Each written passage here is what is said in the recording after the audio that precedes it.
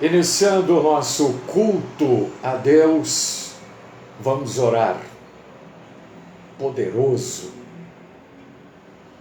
tremendo, glorioso, justo, amoroso, fiel, gentil,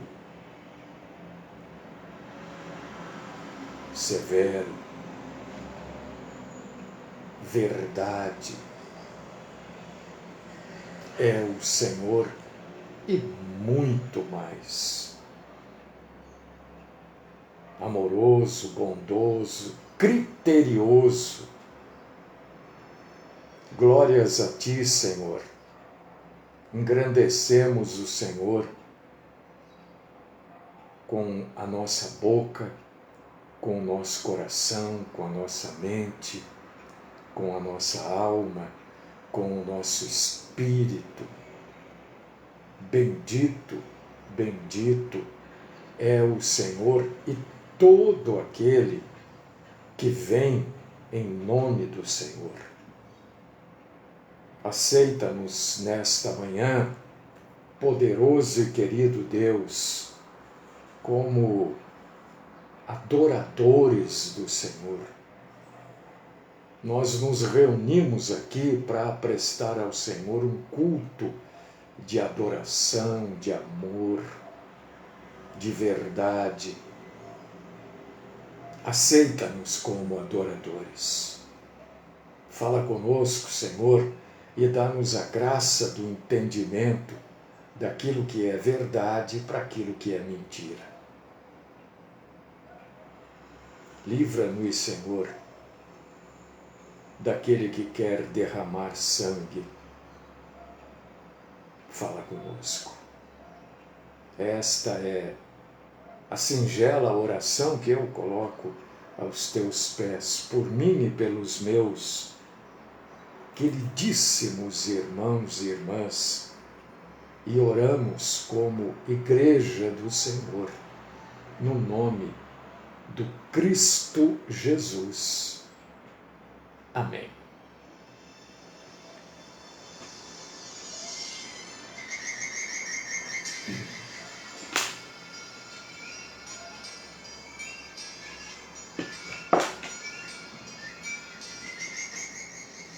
Bom, hoje é dia 27, então 28 é terça, 29 é quarta,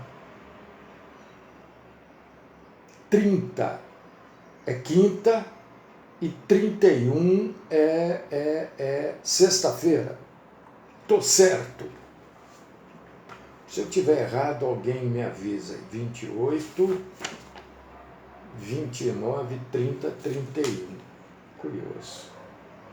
31 de janeiro, ceia. Sexta-feira. Se alguém tiver calendário aí, confirma comigo. Vê se está certo, dia 31.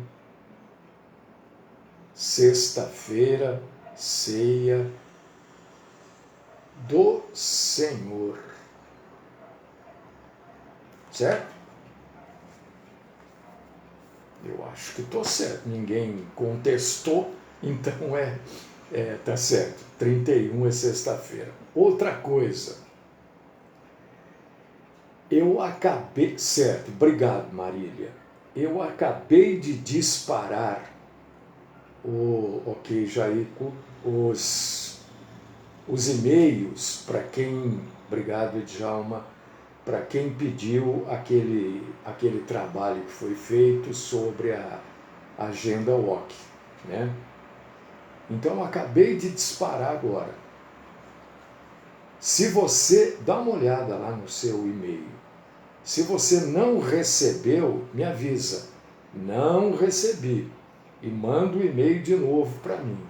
Eu disparei para todos que pediram. Foram poucas pessoas, não foram muitas não, né? Mas eu já mandei, então agora já é para você ter recebido aí no seu e-mail. Ah, não veio para mim. Manda de novo, só coloca lá. Não recebi. e mando o e-mail novamente, que eu mando certo, talvez eu tenha mandado errado, sei lá, né? Estou só dizendo que eu disparei. Para todos aí, vale a pena ler, é interessante esse trabalho compilado. Tá certo? Mais alguma coisa aí que eu tenho que falar? Deixa eu ver. A ceia já marquei. Já falei que eu mandei os e-mails para quem pediu, então vamos falar. O título da mensagem de hoje é Goleiro da Verdade. A língua portuguesa é uma coisa maravilhosa, extraordinária. Como a gente pode usar palavras para um monte de coisa, né? Goleiro, na verdade, a palavra, né, vem do inglês, goalkeeper, que aqueles narradores antigos lá do rádio usavam muito isso, né? Goalkeeper. Goleiro é o sujeito que guarda a entrada de alguma coisa. Né? Pode ser, por exemplo, o goleiro do farol. Você sabia? Aqueles homens, né, que tomam conta do farol, dos faróis à beira-mar, são chamados de goleiros também, porque eles guardam a entrada do farol. Né? Não é qualquer pessoa que pode subir lá no farol. Então eu estou usando este título, primeiro, porque eu achei muito legal. Goleiro da verdade. Guardar a verdade. Guardar da mentira, porque hoje, e eu separei aqui, deixa eu ver, 1, 2, 3, 4, 5, 6 passagens. Existem muito mais do que isso. Mas eu separei, Jefferson,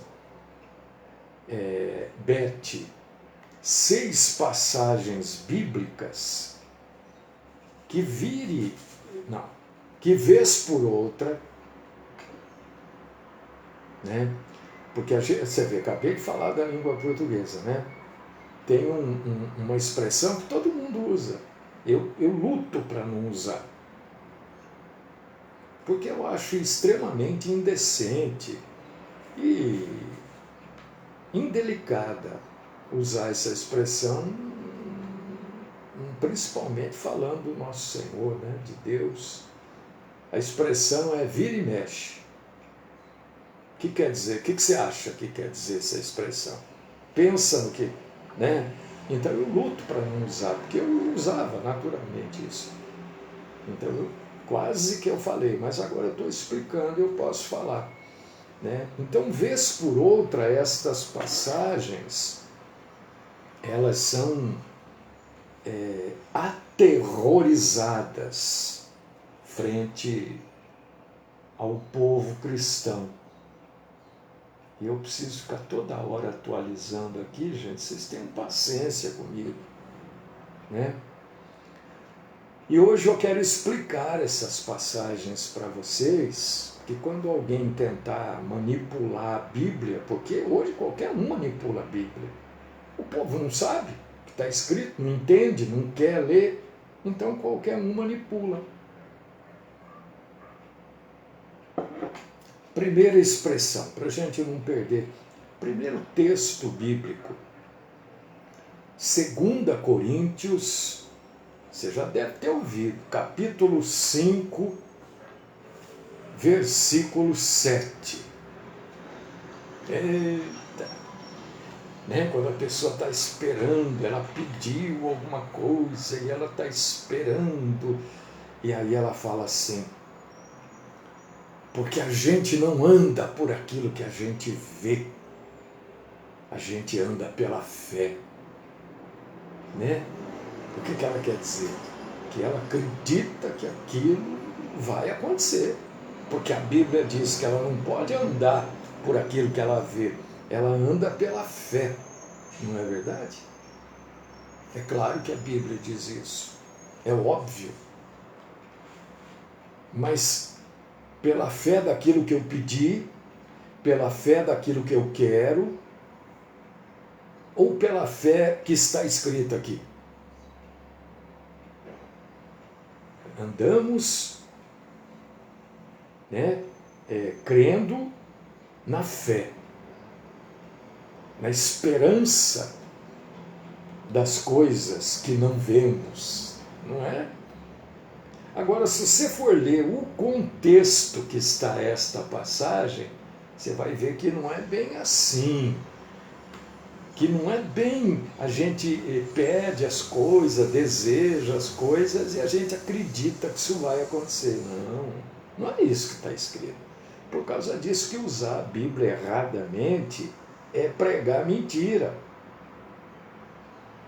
Aqui, se você for ler desde do início do capítulo 5, e você pode ir fazendo isso enquanto eu estou falando aqui, aliás, faça isso. Você vai ver que o início do capítulo 5 está falando da morte, do abandono do corpo físico depois da morte, que o espírito abandona este corpo. Este corpo vai lá se deteriorar, o pó voltará ao pó. E é disso que está falando. E que a nossa esperança é, mesmo não tendo este corpo físico depois da morte ainda, porque no arrebatamento da igreja todos nós teremos o corpo glorificado, que pelo que a gente lê na Bíblia é uma espécie de corpo físico, a gente vai para o céu. É isso que está dizendo. Leia o versículo 6. Não tem nada a ver com pedir, esperar, porque a gente anda por fé e não por vistas. A nossa fé é que a gente morre, o corpo vai ser enterrado, um ou outro vai chorar, vai falar que você era melhor homem do mundo, melhor mulher do mundo, mas a gente tem plena, olha o que diz o versículo 8. Temos plena confiança em deixar o corpo e habitar com o Senhor. Não é? É isso que está dizendo. Entretanto, em plena confiança, preferindo deixar o corpo e habitar com o Senhor. Olha o 6. Portanto, sempre bom ânimo, sabendo que, enquanto no corpo, estamos ausentes do Senhor. A nossa esperança é essa, que a gente, um dia, se não formos arrebatados, né, nós vamos fechar os nossos olhos aqui, deixar de respirar, o nosso cérebro vai deixar de ser irrigado com sangue, portanto, ele vai morrer, e nós vamos abrir os olhos, ser salvos junto ao Senhor. Essa é a nossa esperança. Isso é andar pela fé e não por aquilo que a gente vê, porque isso a gente não vê. Isso nós só vamos ver quando acontecer. Só viu quem já partiu. Olha como é completamente diferente das coisas que a gente, ou de repente até usa essa passagem, né, João? Né, Sandra? Então vamos usar a Bíblia no contexto que ela foi escrita. Visto que andamos por fé e não por aquilo que vemos, refere-se à ausência do corpo físico, e mesmo assim a nossa fé a nossa esperança é de estar sem corpo físico, mas em espírito, na presença do Senhor. Está claro isso? Se não tiver, pergunta. Não é feio perguntar. Feio é não entender e ficar quieto. Isso é feio. Pergunta do seu jeito. Eu vou ter que entender. Aqui, se eu não entender, eu digo, me ajuda, tal. E a gente vai chegar num acordo aqui. Certo? Está claro isso? Me parece que está. Eu preciso ir também, talvez... Bom, vamos lá, vamos para outro. Colossenses, outra passagem. Colossenses. Eu marquei aqui, gente, para ficar mais rápido. Está aqui, capítulo 3, versículo 17. A gente ouve muito isso, porque o cristão, quando ele quer mostrar que ele é cristão, ele usa muita frase, muitos termos bíblicos para impressionar outras pessoas, né? Então a gente ouve muito isso. O que está aqui em Colossenses 3,17. Tudo o que fizerdes, seja em palavra, seja em ação, fazei-o em nome do Senhor Jesus, dando por ele graças a Deus Pai. Não, você vai lá, eu vou em nome de Jesus. Irmão, não está correto isso. Irmão. Não, mas está escrito. Eu sei que está escrito. Mas não está só escrito, está escrito dentro de um bojo, de um arcabouço, de um contexto, e você pode só usar dentro daquele contexto. Você não pode sair falando isso pela rua assim. E as pessoas falam, em nome de Jesus, porque na Bíblia está escrito. Eu sei que está, mas me mostra onde está. Eu sempre falo isso, sempre pergunto, me mostra onde está. Aí a pessoa mostra, eu digo, vamos entender o que está escrito? Porque dizendo que tudo que a gente faz, seja em palavras ou ações, nós temos que fazer em nome do nosso Senhor Jesus Cristo, né? É que isso tem que ser uma coisa virtuosa, não uma coisa que é usual, que a gente usa isso em tudo que a gente faz. Isso deve vir das virtudes que o Senhor derrama sobre cada um de nós. Não usar isso sem propósito, sem contexto, não de qualquer maneira. Tudo que a gente aqui está dizendo, olha só, presta atenção comigo.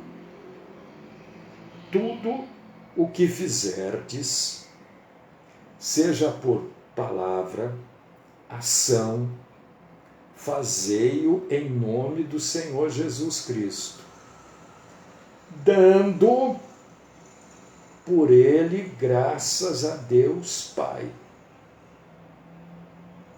Então, está dizendo que tudo aquilo que for a vontade de Deus é em nome de Jesus. Agora, você vai no mercado, eu vou em nome de Jesus. Mas como é que você sabe que é a vontade de Deus aí que você vai no mercado? Isso fica banalizado, não pode. Por quê? Porque a gente só usa em nome de Jesus, Jane, quando aquilo que nós estamos colocando em pauta e colocando que é a vontade de Jesus, é mesmo a vontade de Jesus. Então, essas coisas do dia a dia não fazem parte disso. Você vai tomar café, vou em nome de Jesus. Não é assim, banalizou. Tomar café é vontade sua, é obra da carne. Então você não pode ficar usando. Mas a Bíblia diz, porque ela diz que tudo isso a gente dá graças a Jesus em nome do Pai. Então tem que ser a vontade dele. Você entendeu isso? Não é que você não pode falar, é que você está banalizando algo grande demais, que é a vontade de Deus. A vontade primeira do nosso Senhor é que a gente seja salvo. É que as pessoas se salvem. Não é essas coisas do dia a dia. Amanhã você vai lá não sei aonde, vou em nome de Jesus. Não, aí parece que é uma fórmula mágica para as coisas dar certo. E não é assim. Deu para você entender isso? Se ficou dúvida, pergunta, não tenha receio de perguntar. Às vezes você escreve, eu não vou entender, a culpa é minha de não entender. Mas eu vou dizer, fulano, fulana, eu não entendi, me ajuda aí. Simples. Outra coisa que eu quero mostrar aqui para vocês na Bíblia. 2 Timóteo, está vendo por que é o goleiro da verdade? Defendendo a verdade, impedindo as coisas mentirosas, falsas, banais. Entendeu? 2 Timóteo, capítulo 2, versículo, cadê você? 4. Essa daqui é boa, hein? Essa é boa.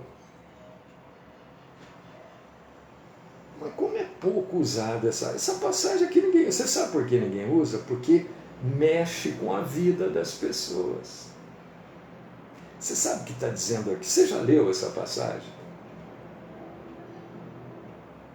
Essa passagem está falando especificamente para as pessoas que são chamadas a fazer a obra do Senhor.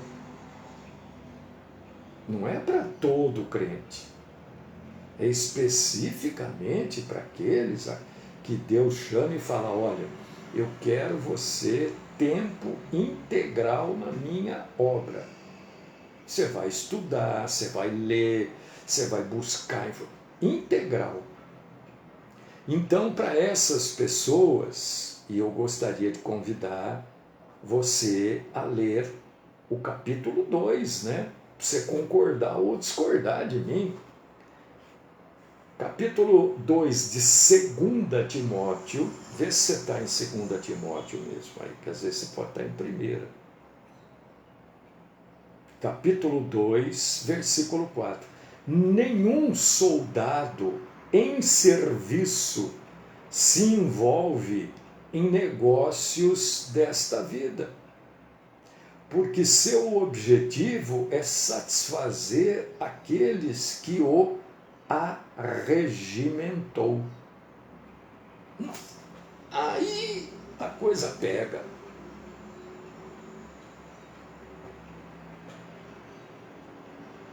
Pastor não pode ser dono de empresa.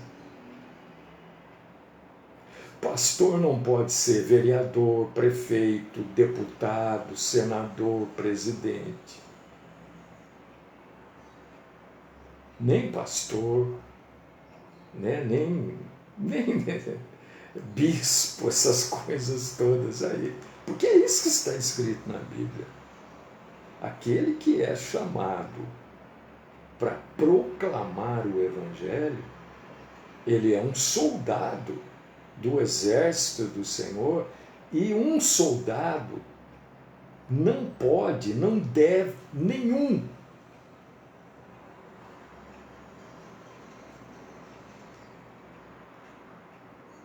soldado deve se envolver com coisas diferentes da atividade dele.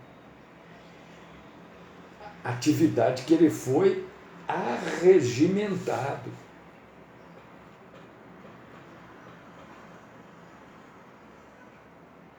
No exército de Deus é a mesma coisa. O pastor não pode ter lojinha, boutique, não pode.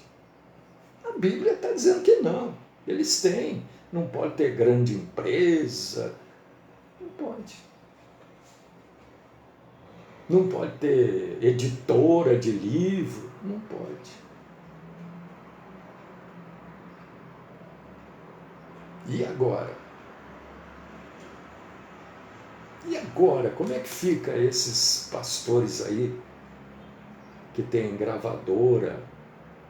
Como é que fica? Quer que eu fale o nome? Silas Malafaia, R.R. Soares. Esse, até esqueço o nome deles. Todos eles. Tem editora de livro, televisão, emissora de rádio. E agora? Como é que fica?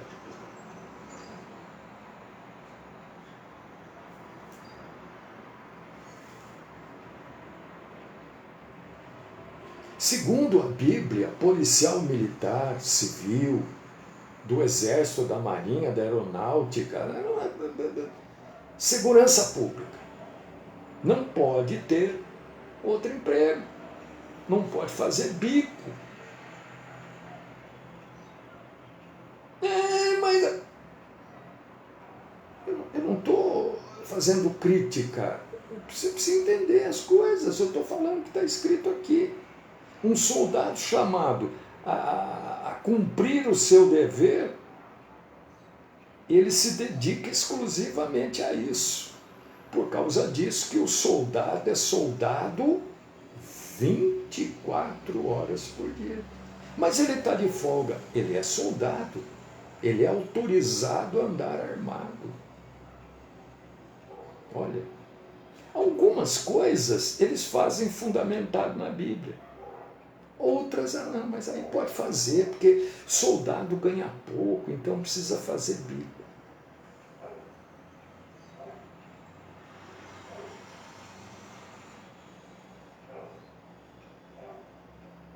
Por quê? Porque o sistema, a própria Bíblia diz, irmão, irmã, eu estou trazendo... Marília, esses caras todos aí, esqueço os nomes até, Valdomiro, isso é fazendeiro, mas a Bíblia diz que não pode. É só ler aqui, porque o bom soldado, né, como tem aí no versículo 3, né, participa dos sofrimentos de Cristo como bom soldado. Acha que essa gente participa do sofrimento de Cristo?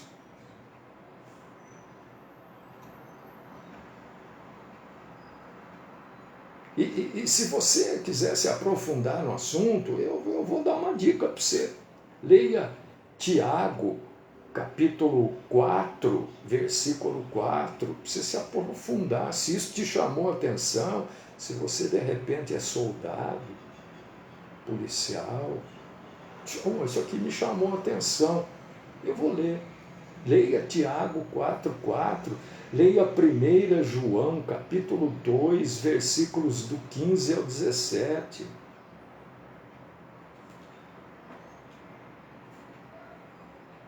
O mundo jaz no maligno. Aí o sujeito ele vai se envolver com coisas deste mundo, ele vai ter que fazer as coisas deste mundo, mas ele é um representante da lei. Como é que ele vai... É a mesma coisa o homem de Deus aqui. Como é que ele vai se envolver com as coisas deste mundo? Ele vai ter que fazer as coisas deste mundo.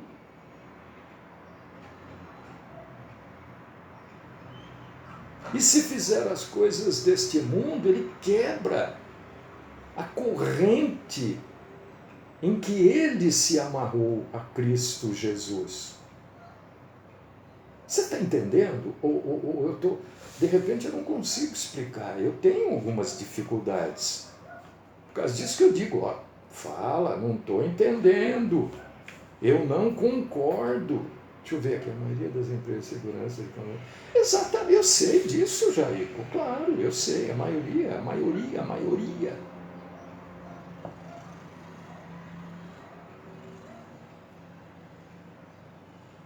O que eu vou fazer?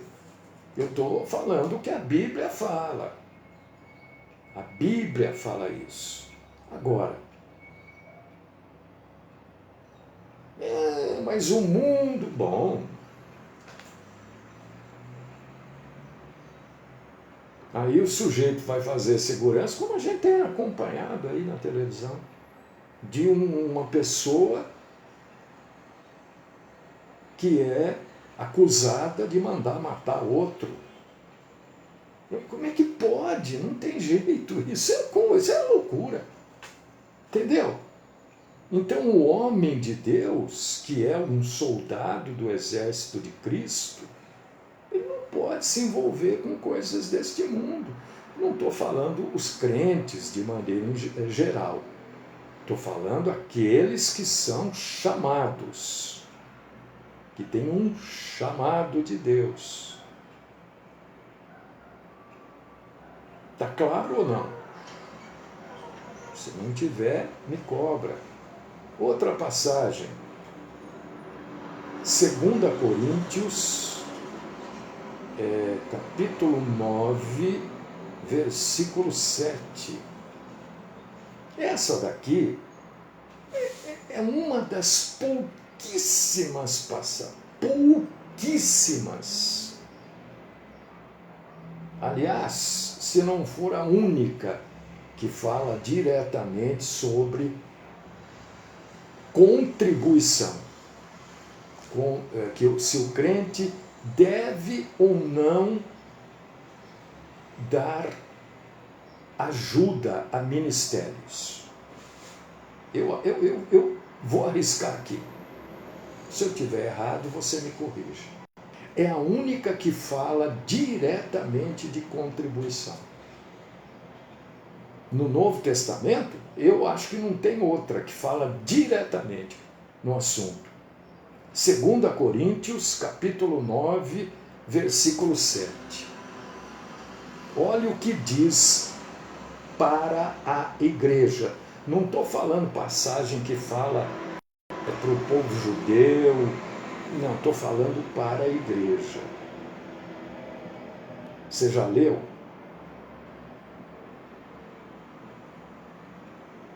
E nem vou ler o versículo 6, porque eu não quero induzir ninguém a nada.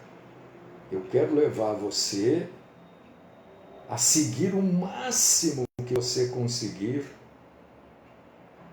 o nosso Senhor Jesus. Quero levar a todos vocês a serem goleiros da verdade. Cada um contribua segundo tiver proposto no seu coração. Meu coração. Não com tristeza ou por necessidade. Porque Deus ama quem dá com alegria. Onde é que fala aqui de dízimo, de oferta de amor? Onde é que fala aqui? Eu estou careca, estou ficando careca, ó, de falar que o dízimo não é para a igreja. Tem gente que insiste. E eu estou dizendo, essa é a única passagem que fala que o cristão, que o crente, deve ajudar um ministério. Como? Ora, com aquilo que você pode. Você não vai deixar de pagar aluguel, água, luz, isso, aquilo outro, para ajudar o ministério. Se você não pode, você não ajuda. Mas tem gente que pode e não ajuda. Problema dele. O que você quer que a gente faça? Eu não tenho que chegar aqui e, olha, você pode, ajude. Porque Deus ama quem dá com alegria. Você pode e não ajuda, problema seu. O O que eu não posso é vir aqui e falar, olha, você tem que dar o dízimo, porque o dízimo... Não posso, porque é mentira, o dízimo não é para a igreja. Quem cobra dízimo é mentiroso. E eu desafio aqui qualquer um, me mostre Jesus pedindo, ou apóstolo, qualquer um, pedindo dízimo para a igreja. Vai, vamos lá. Ajudar? Precisa? Precisa. Mas com quanto você pode? Eu vou dizer, não, você tem, olha, eu preciso aqui de... É você. É você. Você come dessa panela aqui? Você come dela? Ótimo. Se todo mundo só comer, o que vai acontecer? A panela vai ficar vazia. Não vai ter. Quando alguém vier comer, vai achar, a panela está vazia. Agora, se todo mundo comer um pouquinho e colocar lá dentro da panela um pouquinho, essa panela sempre vai ter coisa para as pessoas comerem. É uma coisa tão simples, tão óbvia.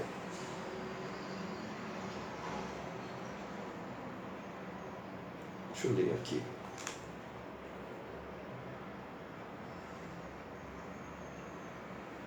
Irmão, é assim. Você está entendendo? E tem que dar com alegria, como está dizendo o irmão aí. Não, eu vou dar, porque eu quero que Deus faça isso para mim. Se eu... Não, pode parar. Você tem que dar, porque isso alegra o teu coração. Porque isso te faz bem. Se você dá só para ajudar, por favor, não dê nada, não. Você tem que ter alegria. Pô, eu ajudo aquele ministério porque lá eu me alimento espiritualmente, porque lá eu ouço a verdade, porque lá eu aprendo, porque aquele sujeito, ele se esforça em trazer a verdade. É por isso? Se não, no meu caso especificamente, não dê. Não dê. Mas se ninguém, você está falando assim, se ninguém der. Se ninguém der, eu vou ter que catar latinha para fazer o programa, para poder pagar. Só isso.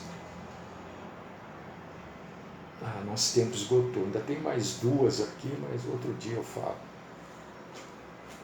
É o goleiro da verdade, defendendo a verdade. Que Deus Todo-Poderoso esteja falando ao nosso coração sobre usar a Bíblia corretamente. A gente fica aí que nem uns abobalhados aí, e sendo usado como a grande maioria é usada, como massa de manobra.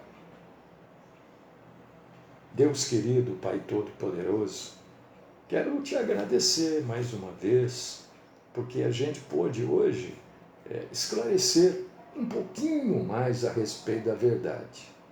Tem muita coisa ainda para ser esclarecida. Não sei nem se teremos tempo suficiente, mas a gente vai tentando, né, Senhor? Um pouquinho por dia. Um pouquinho por dia. Glórias a Ti, Senhor. Derrama sobre nós todos a instrução do Senhor. Instrução. O Senhor é bom. Nós podemos confiar e acreditar no Senhor. Que nada daquilo que o Senhor prometeu vai ficar sem ser cumprido. Porque o Senhor é verdadeiro.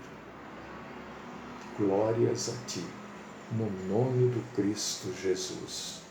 Amém.